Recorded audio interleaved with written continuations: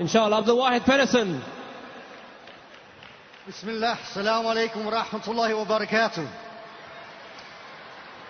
Such a great pleasure to come up here, and the first thing to do is take Shahada from a new sister entering Islam, mashallah. It reminds me of the day when I had to do that myself, which is close to 25 years ago by now, by the endless grace of Allah Azza wa Jalla. Let me first reiterate a few things, because not so long ago my country became the focal point of interest on Muslim matters in the world, not because of anything good, but because we had a newspaper bringing deep and profound insult to Prophet Muhammad sallallahu alaihi wasallam. I don't think I have to tell you how much it hurt to be actually a citizen of that country, knowing that my country all of a sudden became, in the eyes of the Muslim, the enemy. Let me make it clear to you though, although I'm sure all of you know that actually who did this was just a small group of people, and we will find them wherever we go. We will find people who hate Islam. We will find people who will do anything to defile Islam. What we should know, nevertheless, is that a lot of good came out of this incident. They have plans, and Allah has plans, and Allah is the best of planners. So now we see people coming into Islam in Denmark in numbers that we have never seen before. When I took Shahada nearly 25 years ago, we were only about 10 or 15 of original Danish Muslims. Today, there are thousands and thousands of Muslims of Danish origin, and every week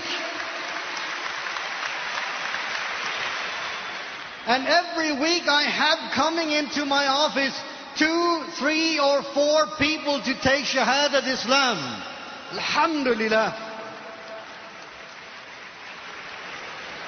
So they thought that by defiling our noble Prophet Muhammad sallallahu alaihi wasallam, by throwing dirt on Islam, they could turn the tide. But that was not the case. We turned the tide on them, Allah turned the tide on them, and today, mashallah, we see a lot of good coming out of this whole incident, right back where it started. Alhamdulillah. Now, seeing this, and being myself a European, there's an issue which keeps in my heart and in my mind becoming more and more important, which is expressing Islam into the European mindset. That could be the American mindset too. For many years I was sitting in the mosque every Friday, listening to the Imam giving his khutbah in Arabic or in Urdu or in Turkish or in Albanian, and I did not understand one word of what was being said. Alhamdulillah, we were there for the khutbah and we listened attentively, many of us not understanding one word, but slowly realizing that we have to do things a slight bit differently. For that reason, a number of good brothers and sisters appointed me their Imam 10 years ago. I don't think I qualify for that position, but they put the obligation upon me, and I've had to lift it ever since. And I've realized the importance of doing exactly that, because our youngsters, even the children of Pakistani immigrants, of Arab immigrants, of Somali immigrants, of Albanian immigrants, whatever, they do not understand their mother language. They need things to happen in the language of the country where they are born and raised. And this is a tremendous obligation upon us as Muslims, that we take this task very, very seriously.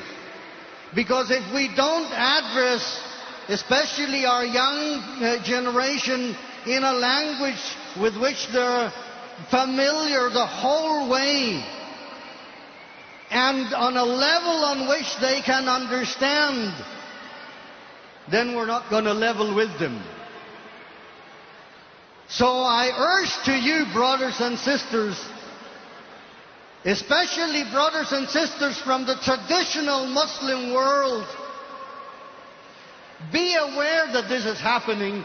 Be aware that the whole of Europe has to have things happening in the languages of their country. And it's of extreme importance that we find the support from all of the old Muslim countries. It's extremely important. Sorry, I tend to move around, yeah. It's extremely important that we have the support coming in, recognizing that the old organizations established by the immigrants, they have their task to do. And I will in no way belittle the task that they have been doing and that they still have to do in Arabic, in Turkish, in Somali, in Urdu, in Bengali, in whatever else language. They have to do that because we have a whole generation of immigrants who need to hear their Imam speak in those languages. But we have a whole new generation who need it to happen in their native language, which could be English, Dutch, French, Italian, Danish, German, whatever. If we do not take this task very seriously, brothers and sisters, we're gonna look at a lot more trouble than what we're looking at already. Because then we will not just have the outsiders turn on us, then we will have our insiders turn on us too.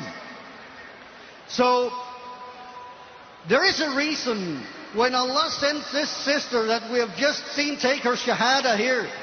When Allah lets people like me and other people of European origin come to Islam, there's a reason for that. And we should take it as it is. Allah did not create us one tribe or one nation. He created us, as He says in the Quran, in tribes and nations so we can learn from each other. And we have to recognize that there's a reason for Him sending Islam into the heart of Europe, and that we who are here now as Muslims, we have a job to do. Roll up your sleeves, get to work. We have work to do out there, and we all have to lift our share of it. وَجَزَاكُمُ اللَّهُ خَيْرًا وَالسَّلَامُ عَلَيْكُمْ وَرَحْمَةُ اللَّهِ وَبَرَكَاتُهُ.